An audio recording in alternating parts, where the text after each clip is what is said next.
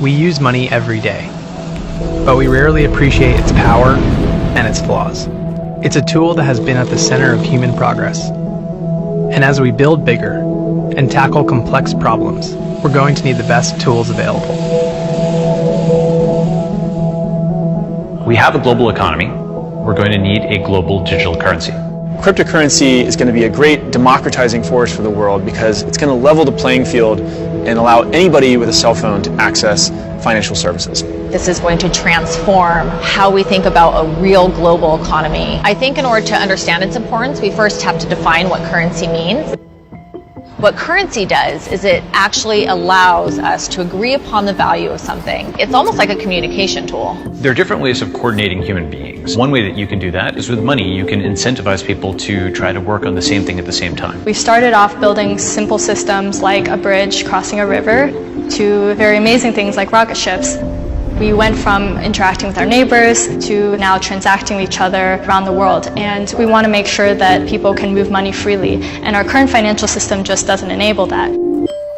So the current systems are very centralized, and so we have big banks and big governments. There's a lot of middlemen who make things incredibly inefficient. When you talk about the problems of the existing financial system, you can go to a situation like Venezuela where money is being printed and folks' savings are basically being destroyed. The value of their wealth has been completely eroded. I think a lot of us in the United States sort of take this idea for granted that if someone gives us money, it'll be in our bank account and it's not going to disappear or be taken away from us. And that's really a luxury that many people in the world don't have at all. There are about 1.8 billion people in the world today who have a cell phone but don't have access to any financial services. And what's really powerful about cryptocurrency is that it lets anybody, if you just have a smartphone and internet connection, participate in the global economy. What cryptocurrency does is takes the stability that we have and gives it to the rest of the world.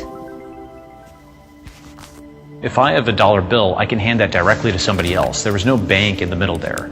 With digital currency and blockchain, it's actually more similar to cash, yet again, where I can send something directly to somebody else, and I don't necessarily have to go through middlemen like a bank or a credit card company. We can go back to how we normally transacted, which is directly with each other without all these giant central parties in between. When computer scientists talk about the concept of so-called decentralization, what they mean is to avoid this idea of a single point of failure. A single point of failure like we have with institutions. If you have a single bank and that bank has all your money and then that bank fails, well, everyone's out of money.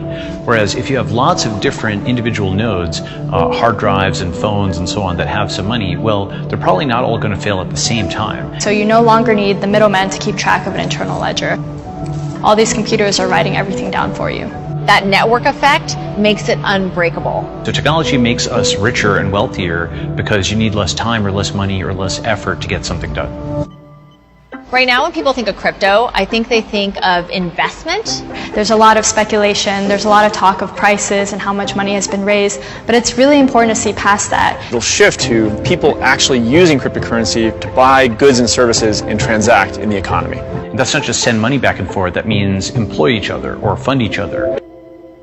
A more global economy is important because there is talent everywhere, but opportunity is not evenly distributed. In a world where this technology is fully adopted, it won't matter what country you're born in. All that will matter is that you have a mobile phone and internet connection, and you have skills and knowledge to learn, and you can contribute to the global economy. You can benefit from the world, and the world can benefit from you.